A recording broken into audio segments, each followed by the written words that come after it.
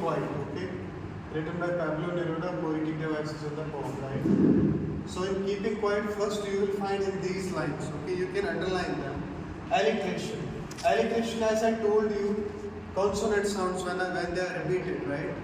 In the beginning syllables, like we will, to 12, we will, we would, sudden strangeness, his hurt hands, wars with, right?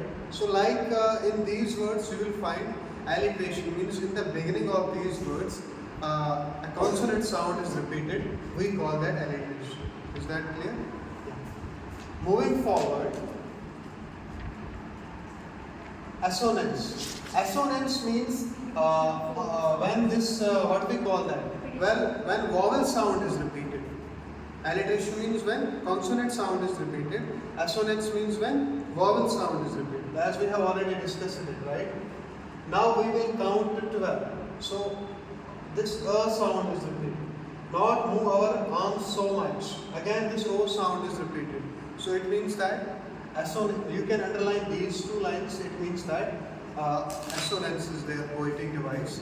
Vowel sounds are repeated. Is that clear? Coming to the third one, that is antithesis. As I have already told you, two contrasting ideas when we use them together, okay? Like and when everything seems dead alive, okay? Two opposite or not? Yeah. Count, keep still. Okay, count, keep still means nothing, no movement, right? So counting means we are in action, right?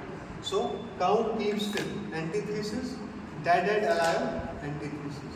Is that clear? So in these 4 lines you can find antithesis. You can mark it. Repetition, as I have told you, when something, single word or phrase is repeated multiple times. We will, without, wars with, okay? In those lines, repetition, mark it. Okay? So repetition. Anaphora, right? Very important. Anaphora is repeating a sequence of words at the beginning of neighboring class. Okay? Let's not speak in any language. Let's stop for 1 second. So let's, okay, in the both lines, repeat it, right? So anaphora, right? When similar words are repeated in the beginning, that's called anaphora, right? If in the middle, repetition. Understood this? Understood this? It's anaphora, right? Pun. So what is pun? Pun is a figure of speech that plays with words that have multiple meanings. Words with multiple meanings, okay, is called a pun, right? Or that words play, or that plays with words that sound similar but meaning is different. Okay, so words with multiple meanings, like, and not to move our arms so much. The word arms could mean weapons and could also mean upper limb. Okay, so it has 2 meanings or not? Arms has 2 meanings or not? Yes. Arms also mean weapons. Arms also mean the body part, right? So it is pun. When we use such kind of words that has multiple meanings, that's called pun. So underline this, it's important. Pun is used. Okay? Symbolism. One thing denotes any other thing. It's symbolism, right? Okay, like now we will count to 12. So 12 symbolizes 12 hours of the day or 12 months of the year. So 12 is a symbol. Understood? Fishermen in the cold sea would not harm whales. Fishermen and whales represent the oppressor and the oppressed. So symbolism. Okay? Oppressor is who? One who is doing any criminal act, or we can say one who is, irksome to others, creating problems to others, right? And oppressed is one who faces all those problems, right? So fishermen and whales are green wars, wars with gas, wars with fire, they are also symbols, right? Understood? They refer to different kind of wars, disturbance and destruction created by humans.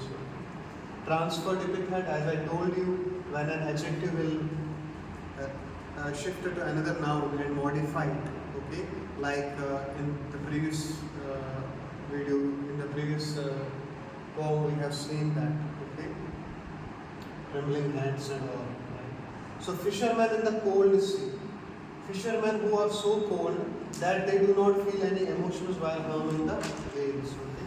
So it is transferred to be that. Okay? Metaphor.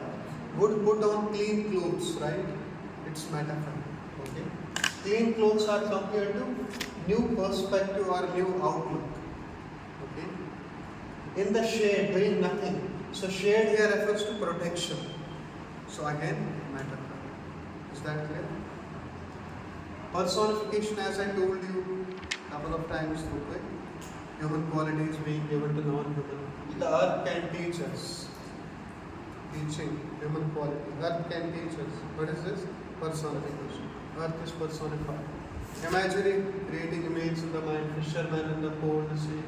Fisherman, cold sea, whales, gathering salt, hurt hands, okay? All these are imagery. Enjoyment, carrying forward the idea, phrase or clause, okay? Like this. And all these lines, I think in the major part of the poem, enjoyment is there, okay? So this is it. These are the important poetic devices from the poem. Which poem? Epic. Is that clear? So this is done now. Next.